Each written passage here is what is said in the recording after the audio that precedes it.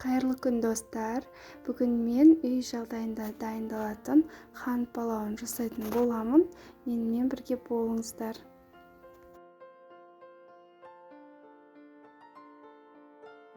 Ең алдымен қызып тұрған майға етті салып қуырдым.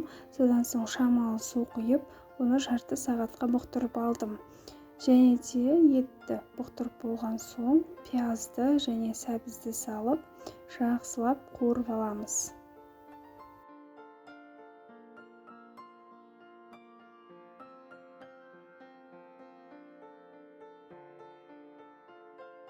Содан соң дәміне қарай тұзын және палауға арналған дәмдеуіштерді салдым.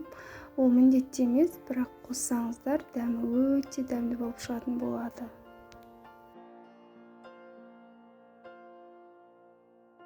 Ал енді қант палауының нанын жасауға кірісеміз.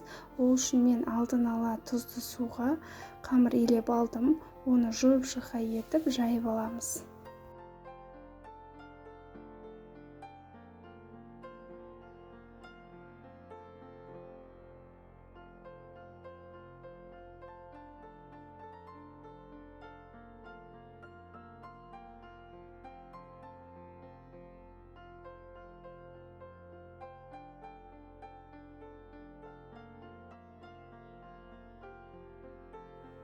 Қамырды жайып болған соң, оны дәл осындай бөлшектерге бөліп, әр бөлшектің үстін және астыңғы бөлігін ерітілген сары маймен майлап шығамыз.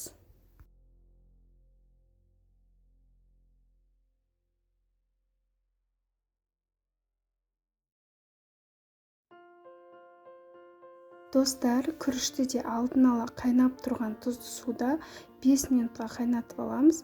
Одан көп қайнатуға болмайды.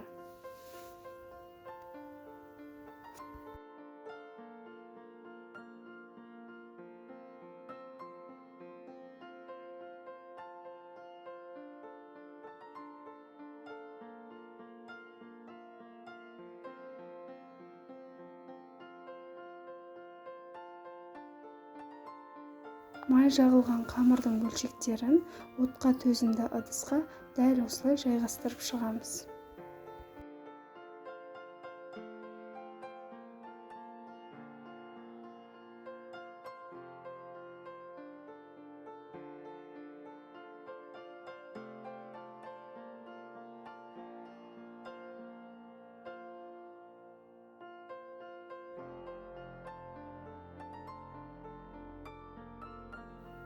Күрішті екі бөлікке бөліп, жартысын астыңғы қабатына және ортасына жаңағы қуырып дайындап алған салмамызды салып, үстіне қалған күрішті жайғастырамыз.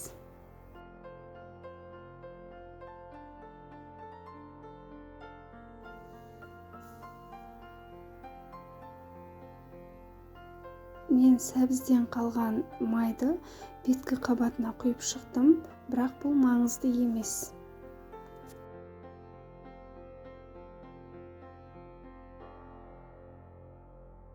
Содан соң беткі қабатын дәл осылай қамырдың барлығын жауып шығамыз. Содан соң үстінен фольгамен жауып, 180 градуста қызып тұрған пеште 20 минут беті жабық күйде және де 20 минуттан соң фольганы алып тастап, сыртқы қабаты қызарып піскенше қалдырамыз. Мінекей достар, үй жағдайында дайындалатын өте дәмді қант палауы пісіп шықты. Сіздерге де жасауға кеңес беремін. Міндетті түрде жасап отбасыларыңызды қуантыңыздар. Және де видеоның соңына дейін қараған болсаңыздар, видеоға лайк басып, комментарий қалдыруды ұмытпаңыздар.